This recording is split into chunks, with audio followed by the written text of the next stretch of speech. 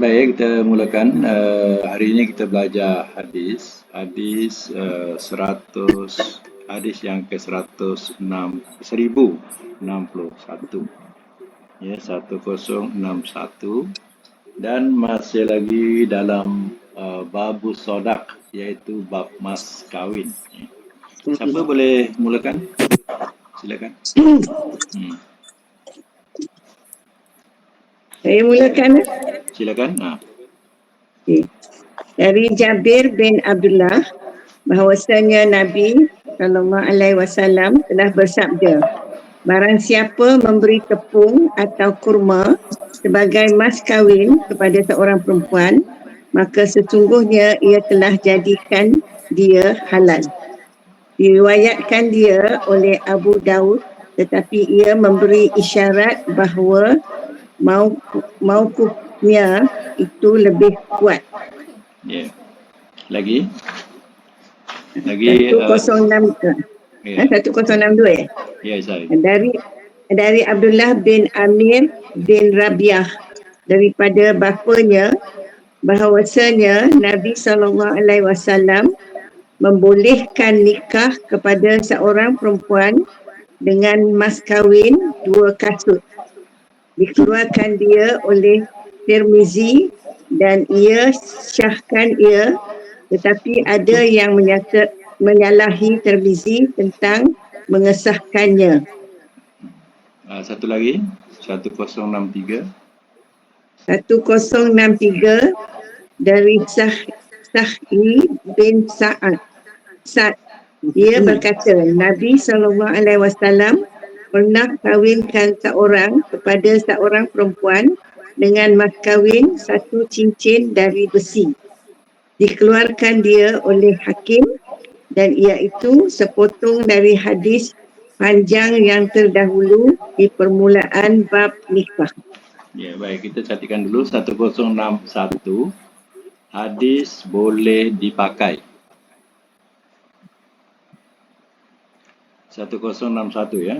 Hadis boleh dipakai. Makanan boleh dijadikan mas kahwin.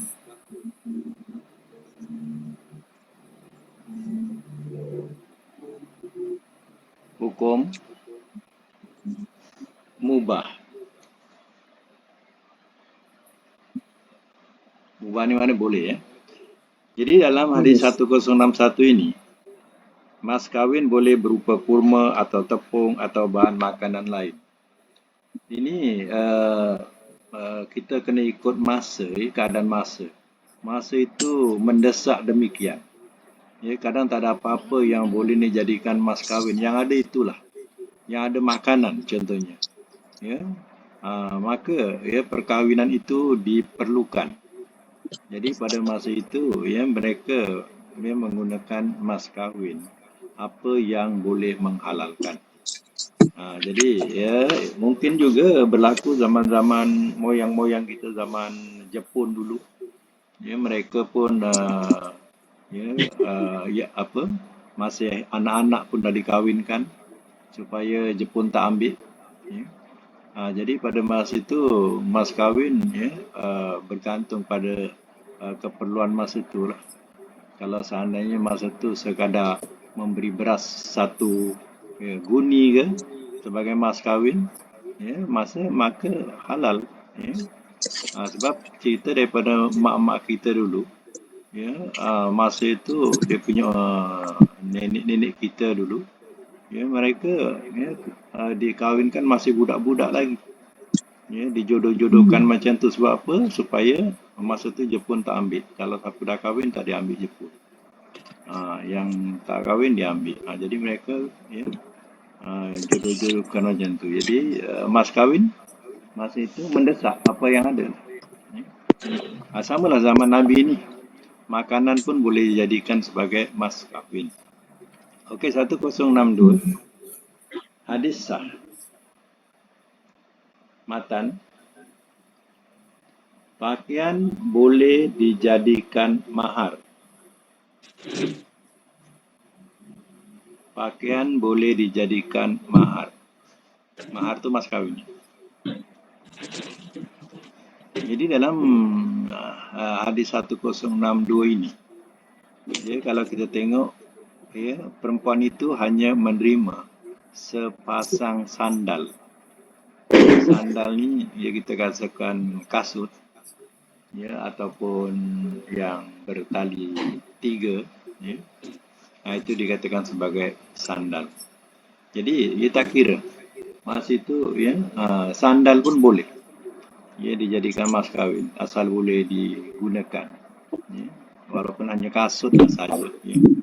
Ataupun, ya, kita kiaskan kepada pakaian, ya, diberikan sepasang pakaian atau pakaian sahaja. Sebab masa itu pun pakaian bukan senang, bukan ada kilang pun, ya. Jadi, ya, untuk mendapatkan pakaian pun susah. Jadi, ya, pakaian pun boleh dijadikan sebagai mas kahwin. Ya, ini hadis 1062. Hadis 1063 catatkan. Hukum Hukum dia? mubah. Mubah.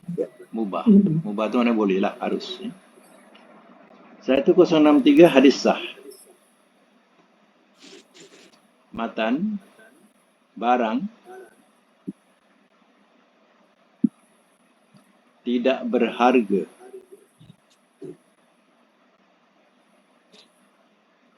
boleh juga dijadikan mahar.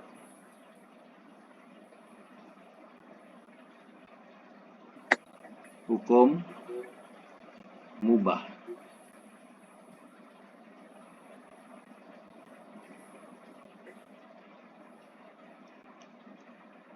Hukum mubah.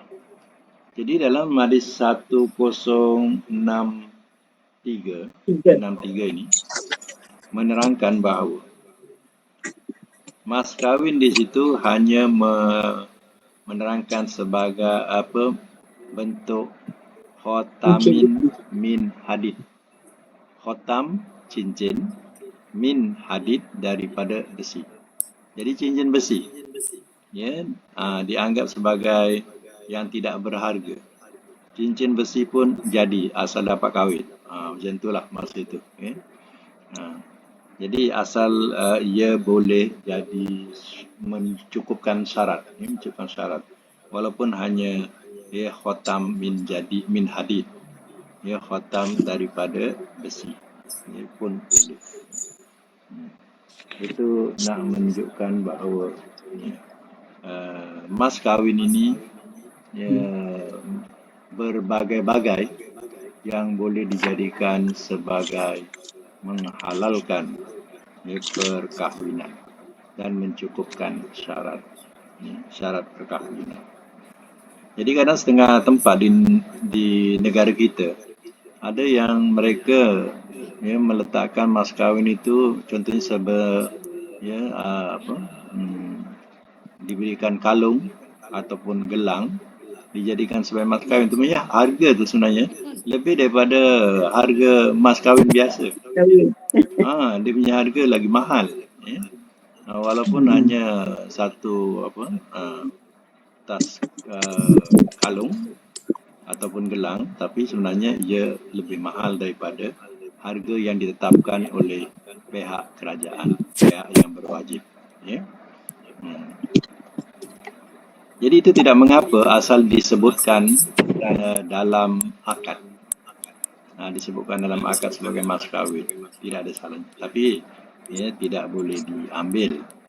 Lelaki kalau meletakkan itu sebagai mas kahwin, dia tidak boleh ambil dan tidak boleh gadaikan, ya, kecuali dengan izin, ya, atau diizinkan.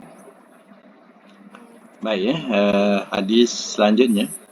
Ini ada 1063B, ya. 3A. 3A. Siapa nak baca? Silakan. Saya baca, Ustaz. Okey, sila. Dari Ali, ia berkata, tidak ada mahar kurang dari 10 dirham. Dikeluarkan dia oleh Darul Qutni dengan mauquf dan di sanadnya ada pembicaraan. Sekali lagi 1064. Dari Uqbah bin Amir, ia berkata, telah bersabda Rasulullah sallallahu alaihi wasallam, sebaik-baik mahar itu yang seringan-ringannya. Dikeluarkan dia oleh Abu Daud dan disahkan dia oleh Hakim. 1065. Dari Aisyah bahawasanya Amrah binti Al-Jaun telah berlindung dari Rasulullah sallallahu alaihi wasallam di waktu dimasukkan kepadanya, iaitu ketika ia berkahwin dengannya, maka ia bersabda, sesungguhnya engkau telah berlindung dengan tempat berlindung yang sebenarnya. Lalu ia ceraikan dia dan ia perintah Usamah supaya bekalkan dia dengan 3 kain. Dikeluarkan dia oleh Ibnu Majah dan pada isnadnya ada seorang rawi yang matruk. Ya. Okey, kita catatkan dulu hadis 1063A ya. Catatkan 1063A, hadis lemah. Matan dia membatas tentang sedikitnya yang boleh dijadikan mahar.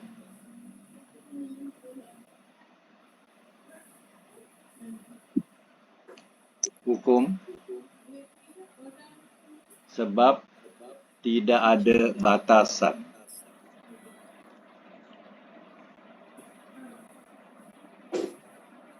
Sebab tidak ada batasan.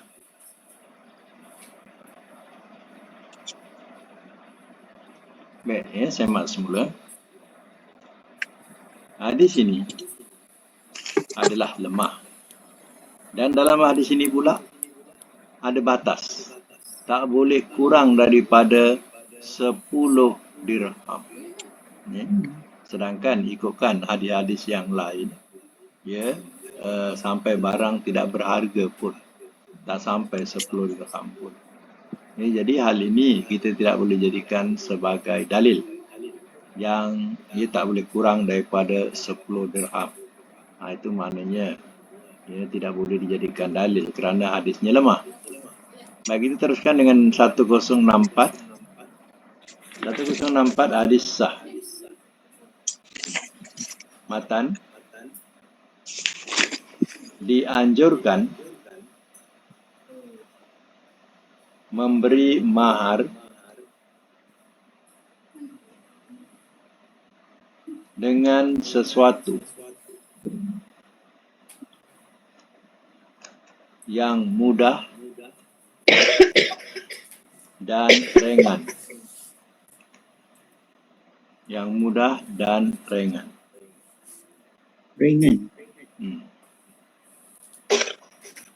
Hukum lil irsyad. Hukum lil irsyad.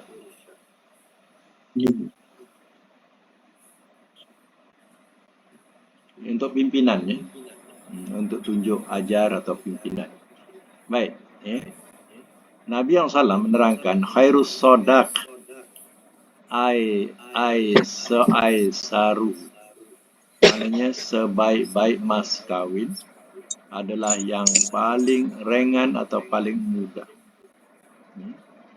Jadi kalau mas kawin itu sudah memberatkan, ya, itu kurang keberkatan. Sebab itu, ya, sebaik-baik mas kawin itu adalah yang mudah ataupun paling ringan. Ya, di situ ada keberkatan. Itu dikatakan sebaik-baik mas kawin. Ya.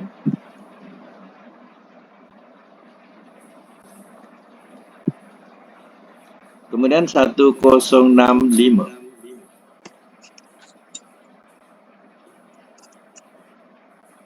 Baik, ya, nanti ya sebelum 1065, hadis 1064 ni, ya, boleh kita fahamkan begini lagi. iaitu mas kawin. Yang paling baik adalah mas kawin yang paling ringan dipikul oleh si suami atau si bakal suami. Dan berapa besarnya bergantung kepada keadaan ekonomi suami tersebut. Artinya bergantung kepada kemampuan suami. Tidak ada paksaan. Baik, 1065 kita teruskan. Hadis sah. Matan. Barang berupa kain juga. Barang berupa kain juga boleh dijadikan mahar.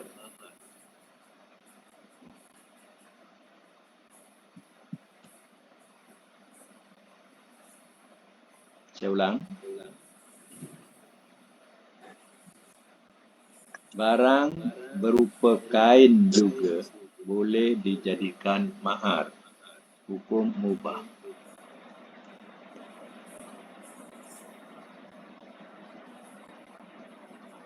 Baik, cerita daripada hadis ini. Ya.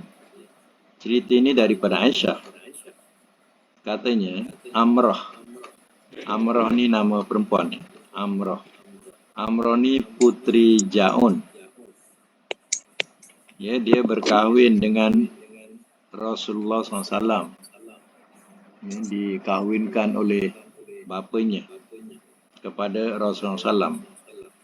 Ketika Rasul masuk ke dalam bilik, dia berjumpa dengan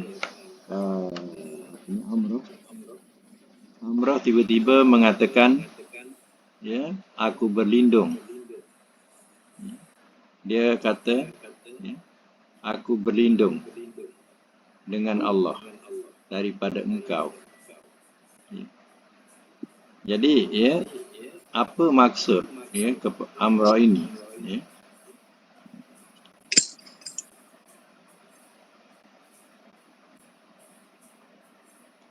Jadi, ya, Rasulullah SAW, artinya Amrah ini tidak setuju dia dijodohkan dengan Rasulullah. Itu maknanya. Dia tidak setuju dijodohkan dengan Rasulullah. Sebab itu, ya, bila Rasulullah masuk bilik, ya, si Amrah ini dia berlindung, minta perlindungan supaya Rasul jangan ganggu dia. Lalu Rasul pun ceraikan dia dan menyuruh Usamah. Ya. Dan Rasul kata, ya, engkau berlindung dengan engkau berlindung dengan perlindungan yang betul. Apa maksudnya? Maknanya berlindung dengan Allah tu, mana berlindung dengan yang betul, bukan salah. Tak ada salahnya. Ya, lalu Allah pun Rasul pun ceraikan dia. Ya, dan menyuruh Usamah untuk memberi muta'ah dengan 3 kain. Ya, 3 kain. Ya, diberikan kepada Amrah ini.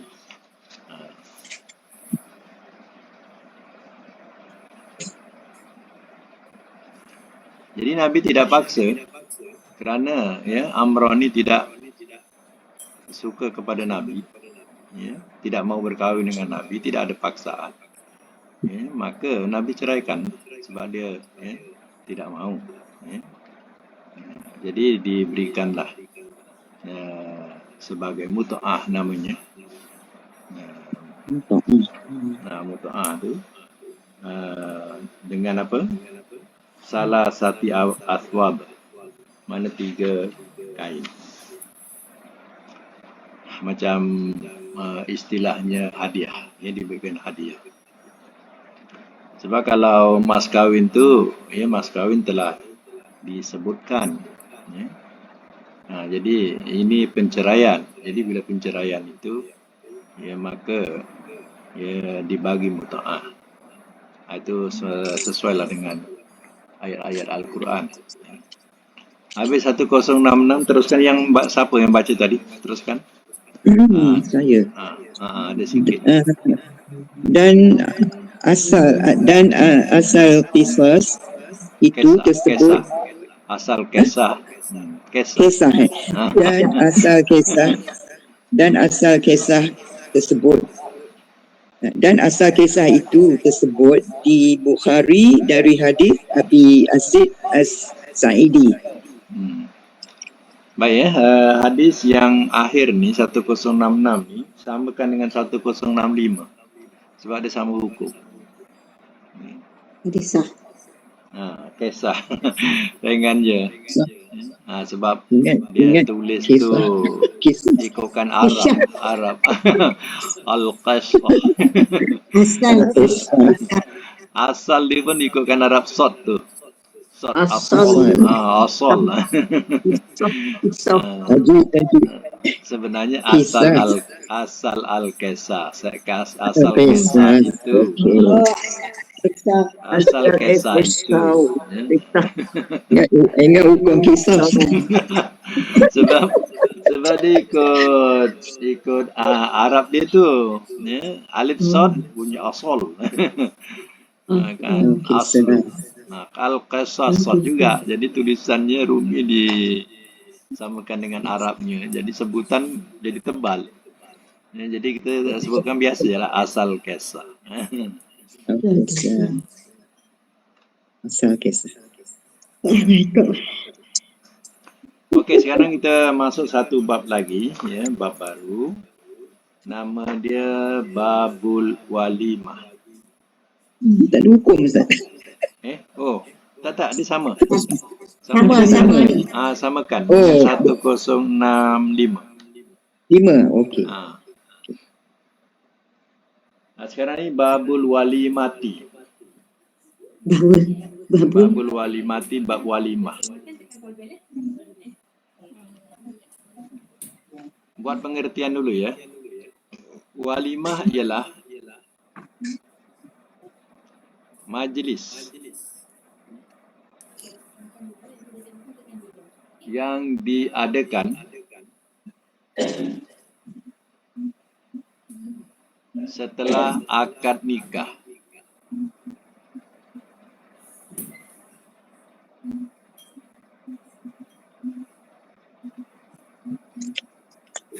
Itu mana walimah.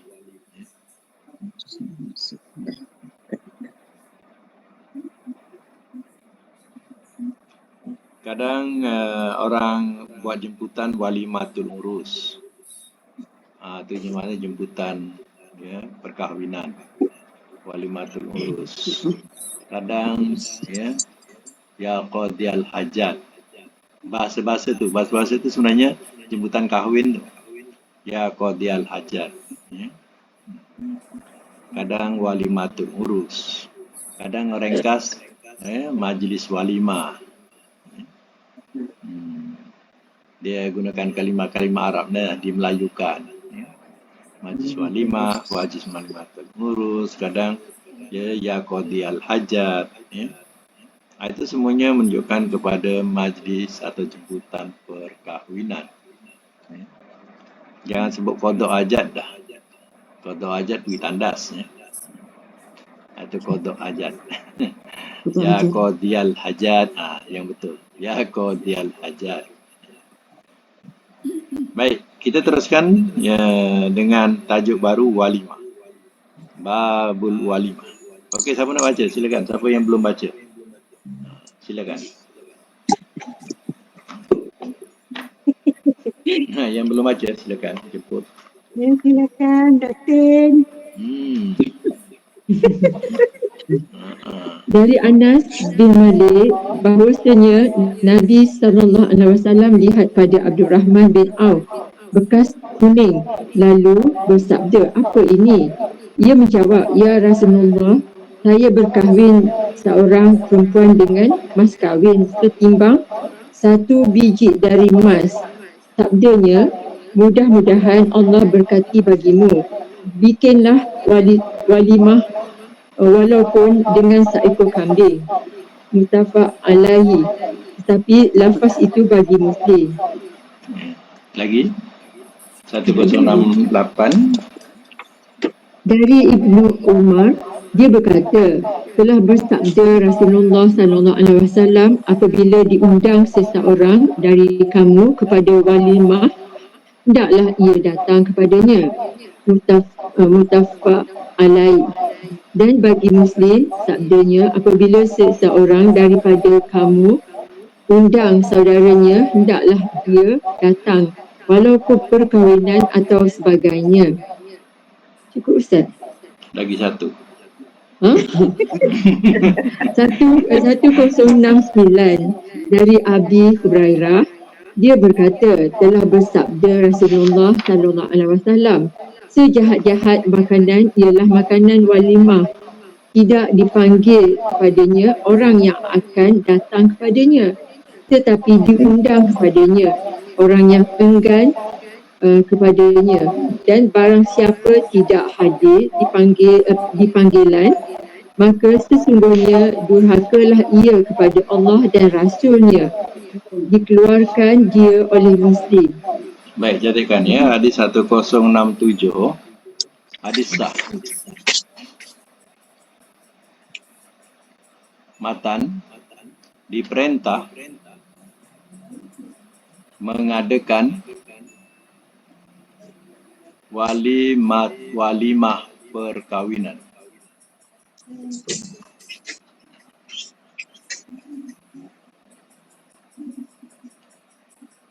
Hukum wajib.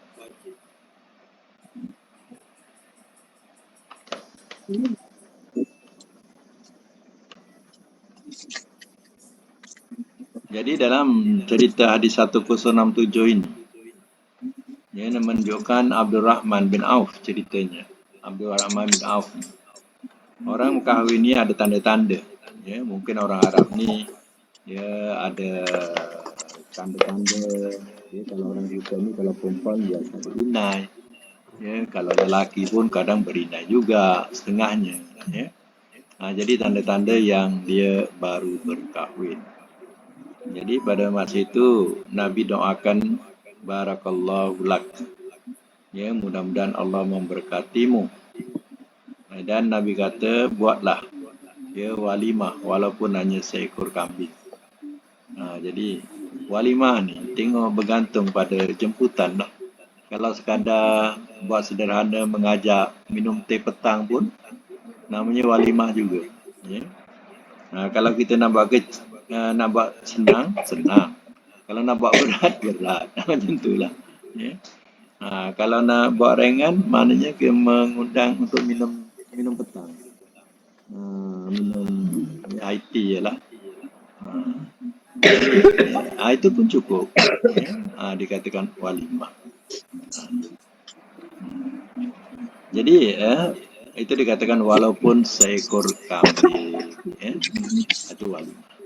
Baik, hadis 1068, catatkan hadis sah.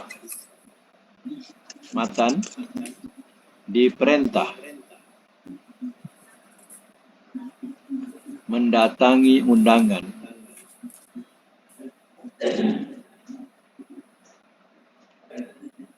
yang dibenarkan oleh agama.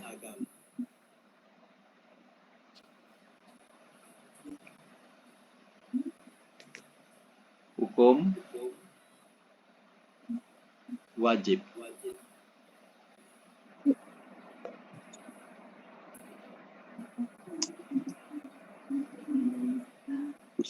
Ya, dalam hadis yang ke 1068 ini, dia nak menunjukkan bahawa berat jemputan undangan ini.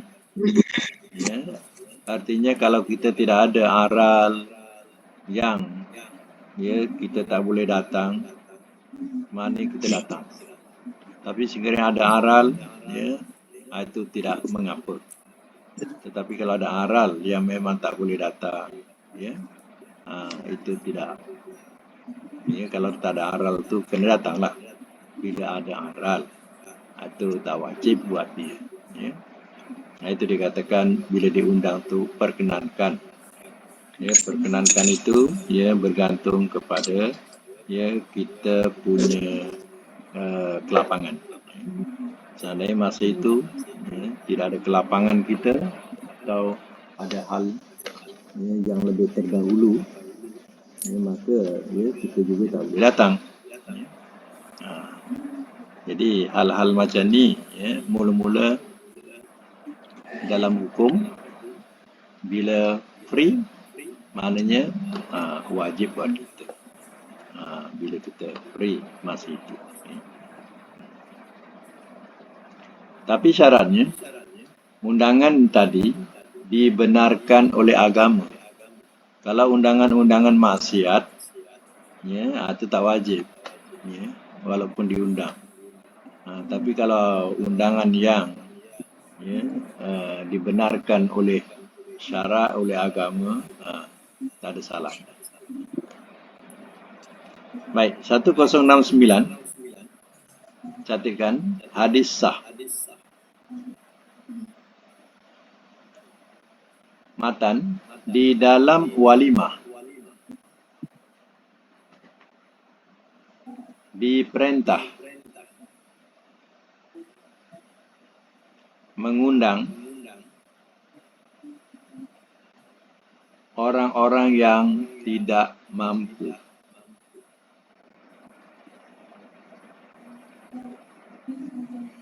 Orang-orang yang tidak mampu. Baik, hukum lil irsyad. Lil irsyad untuk pimpinan. Baik Maksud daripada hadis yang 1069 ini, mengundang orang kaya sahaja untuk menghadiri pesta walimah atau majlis walimah adalah suatu perbuatan tercela, dan tidak mengundang orang miskin ke majlis walimah oleh tuan rumah adalah perbuatan tercela. Jadi kita kena adil. Orang yang miskin pun kita undang, yang kaya pun kita undang. Jangan pula jiran-jiran kita yang miskin kita tidak undang. Kita undang yang kaya-kaya saja. Ini adalah majlis yang tercela. Tuan rumah adalah mengadakan perbuatan tercela. Sebab itu kita kena ingat, undangan dikatakan oleh Nabi seburuk-buruk makanan adalah makanan walimah. Kalau seandainya yang diundang itu hanya orang-orang kaya sahaja, tidak diundang orang-orang miskin. Apalagi kalau ada anak yatim di kawasan itu, dia tak undang anak yatim, dipinggirkan anak yatim. Kalau seandainya anak yatim itu ramai, contoh ramai, kita tidak jemput ke rumah, contoh, tapi kita boleh hantar makanan ke rumah mereka, ke rumah anak yatim itu. Itu pun tidak salah. Itu cara yang baik juga. Kalau seandainya ada jiran-jiran yang miskin, dia segan nak datang ke majlis walimah kita contohnya, maka kita boleh juga hantar makanan buat mereka. Dan mereka juga bergembira dan berdoa untuk keberkatan majlis kita. Caranya macam tu. Jangan terus diketepikan. Itu salah.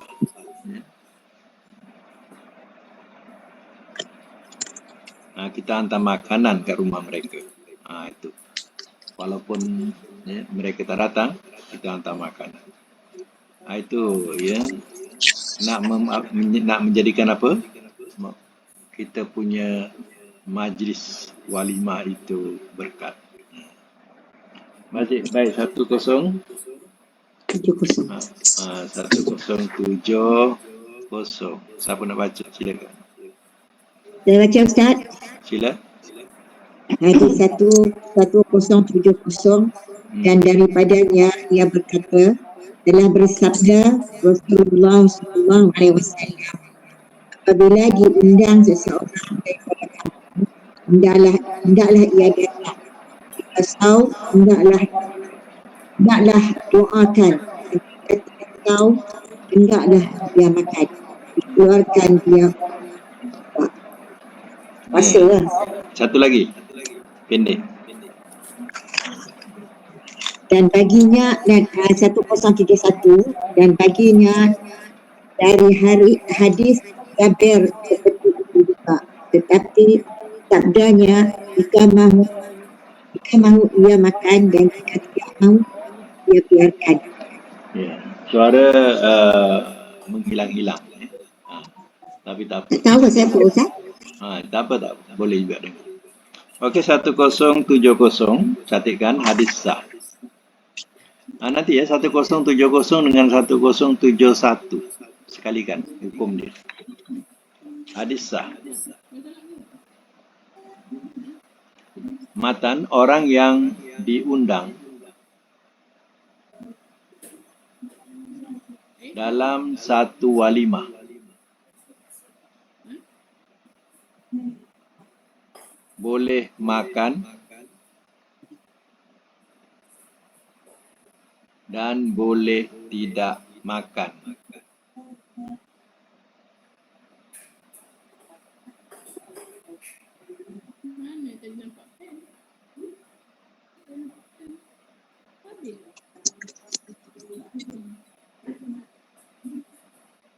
Jika ia berpuasa.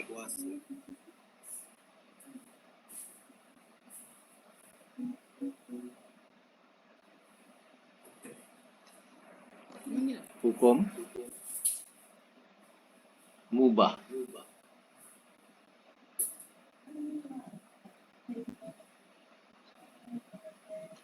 Baik. Ini bergantung pada undangan, jemputan undangan yang tidak kita ketahui atau secara tiba-tiba. Contohnya kita sudah berpuasa, ya, kemudian dijemput undang suruh makan tengah hari, sedangkan kita ni puasa, ya. Jadi kita boleh batalkan puasa kita dan kita boleh raikan jemputan itu, makan tengah hari contohnya. Ya, seandainya kita punya puasa ni puasa qada, puasa qada, itu adalah puasa wajib. Jadi bila puasa wajib, ya, kita tidak batalkan, kita tidak batalkan. Kita boleh datang, ya, dan kita boleh doakan dan kita tidak makan, kita teruskan puasa. Tapi kalau puasa biasa ke, puasa qada ke, undangan itu betul-betul sebelah petang, ya, dah pukul 5, kan dekat nak apa, nak buka kiranya, dah dekat dengan buka. Adakah kita nak buka puasa kita? Dah penghujung, tak perlu. Jadi kita datang, kita raikan saja, dia cakaplah kita puasa. Kalau tuan rumah bagi bekalan untuk buka, alhamdulillah. Tak dibagi pun tak apalah. Tak dibagi pun tak apa. Tapi tak perlu kita batalkan puasa kita sebab dah hujung. Kalau tengah hari perlu. Kalau tengah hari punya undangan kita perlu kata itu pun puasa, bukan puasa wajib, puasa sunat. Elok kita batalkan puasa kita dan kita raikan, sebab ia masih awal lagi, puasa kita masih awal lagi. Ini kena ingatlah. Tapi banyak yang tak buka lah Ustaz. Itulah kadang bila kita tak buka, kita dah jadi macam riak pula, jadi riak pula nanti. Lebih baik kita buka kalau ia sunat. Kalau dia tak nak buka juga tak ada paksaan lah. Kalau kita sendiri yang belajar ni, elok buka, kecuali yang saya kata tadi hujung, dah penghujung, dia buat jamuan sebelah petang, pukul 5.30 ke, pukul 6 ke. Itu dah dekat buka tu tak perlulah kita batalkan. Itu yang dikendaki.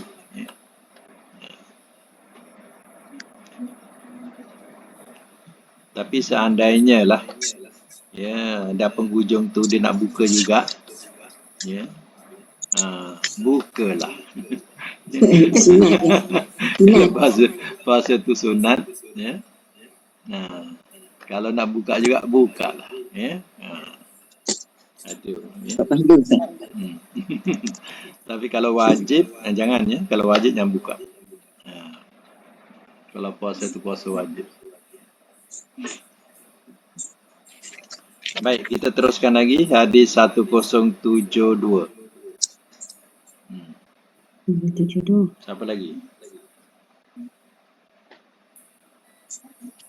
Silakan. Datuk tu senyap je Datuk. Baca Datuk. Dengar ke Ustaz? Ustaz hospital. Saya kat dalam hospital, dengar ke? Tak dengar ke? Datuk. Ada tak? Dengar ke Speaker Ustaz? tak ada om. Speaker tak? Speaker Jauh. tak dengar. Kalau dibaca tak dengar. Ada speaker? Tak apa, yang lain. Yang ada suara. Saya bacalah. Okey, sila. Mana speaker? Okey. 1072 72. Dari Ibnu Mas'ud, ia berkata, telah bersabda Rasulullah sallallahu alaihi wasallam, makanan walimah hari pertama hak dan makanan hari yang kedua sunat dan makanan hari yang ketiga riya, dan barang siapa mencanangkan kebaikannya, Allah akan mencanangkan kejelekannya. Diriwayatkan dia oleh Tirmizi dan ia anggap dia gharib. Tetapi rawi-rawinya rawi-rawi Bukhari. Ya, baik. Catatkan 101. Satu lagi baca. Walahu. Okey, 1073 dan baginya syahid dari Anas di sisi Ibnu Majah. Ya, itu ada kaitan dengan yang atas. Satu lagi, 1074. 1074 dari Syafiyah binti Syaibah, ia berkata, Nabi SAW telah adakan jamuan pada perkahwinan dengan seorang daripada isterinya dengan 2 copak dari syair.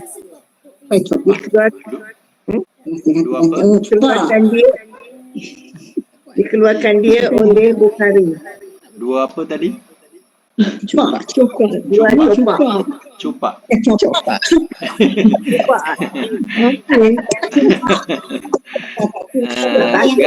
Kalau besar gantang, kalau kecil cupak.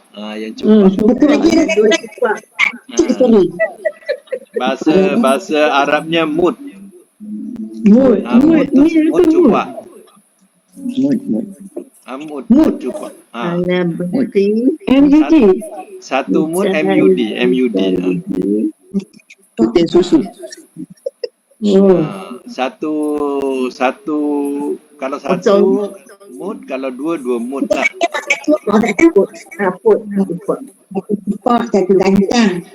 Kalau sok gantang. Kalau sok alif ain. Sok alif ain itu maknanya gantang. Sok. Kalau cupak mim dal. Mindal. Mud. Mim dal. Ustaz, kalau yang kecil itu kan Tak clear lah. Apa dia? kepoi dia. Yang sebesar apa ni? Susu tu. Mud. Itu mud dah tu. Dia Nanti kepoi satu dia 4 tin susu, 4 tin susu, 1 cupak. Satu mud. Satu 4 tin susu. Mud tu cupak. Kita kan akan belajar dulu satu kepoi, 4 kepoi, 1 cupak. Kedah cakap tu. Oh, Kedah. Orang Kedah. Orang Kedah memang Kedah cakap macam tu, satu kepui. Ah. Satu kepoi, Kita tak faham kepoi lah. cupak, 1 gantang. Empat tin susu Cap Junjung tu. Bukan Empat tu satu cupak. Satu cupak. Satu cupak 4 tin tu. Tin Oh, okey. susu Cap Junjung tu. punya. Itu sikit. Yalah, tin susu Cap Junjung sekarang dah besar sikit daripada dulu. Yang dulu Ini kita lama ni, Ustaz. yang lama punya. Yang lama. Kalau tin FN tu dia ada yang panjang ada pendek kan. Yang pendek. Yang pendek. Itu. Yang standard yang pendek. Kalau 4 tin tu, 4 tin tu satu cupak. Kalau 4 Dulu kena hafal, Ustaz. 4 cupak satu gantang. Oh, 4 cupak, 1 gantang. 4 cupak satu gantang. Dulu kena hafal lah. Orang sekarang tak tahu lah. Orang sekarang tak tahu. Orang dulu masih tahu lagi sebut cupak. Sekarang gram. Orang sekarang tak tahu dah budak-budak ni. Berapa gram? Yang gram kita tak tahu. Main Grab. Kalau tak guna gram, dia guna ni lah cawan ke mangkuk ke. Okey, hadis je. Hadis. Tadi hadis 1072 ya.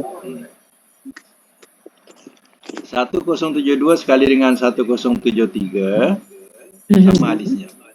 Sama hukumnya. Hadis boleh dipakai. Matan dilarang boros dan riak dalam walimah.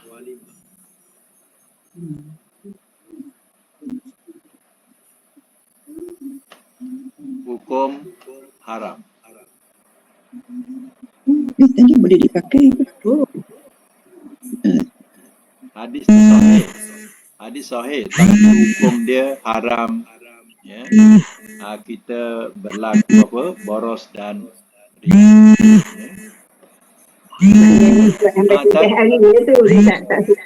Itu yang lebih daripada 2 hari.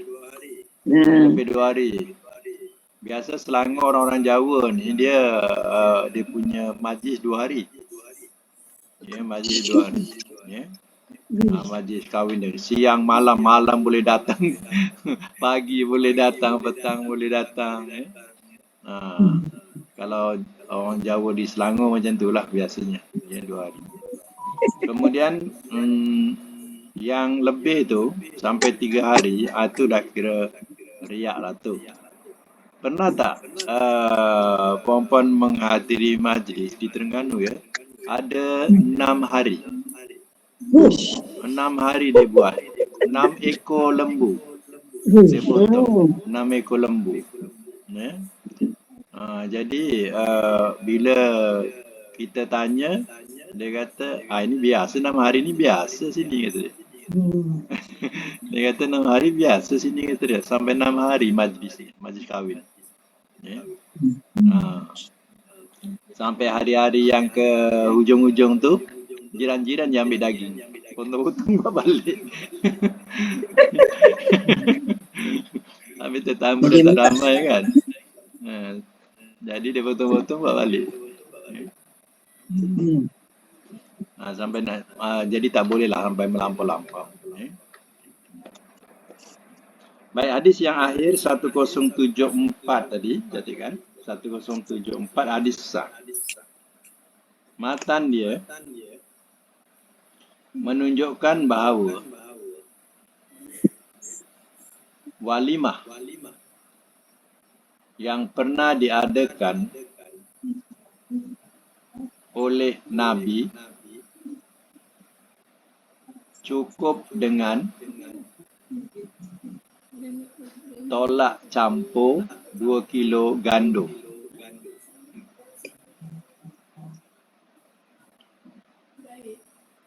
tolak campur 2 kilo gandum. Hukum mubah.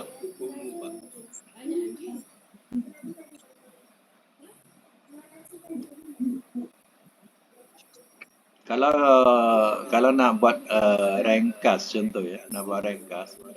Hari itu bertunang, hari itu akad nikah, ya, hari itu juga ya terus ada makan-makan, ya, sebagai jamuan.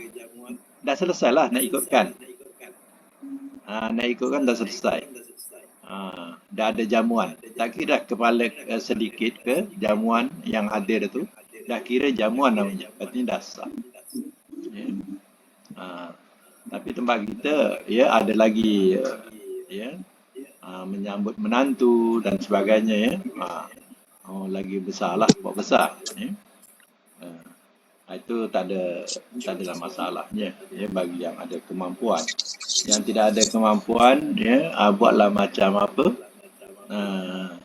semasa kita apa hari itu ya. Darurat. Semasa darurat ya, itu memang jimat betul lah berkahwin itu ya. COVID, masa COVID. Pandemik semasa COVID tu memang jimat betul lah.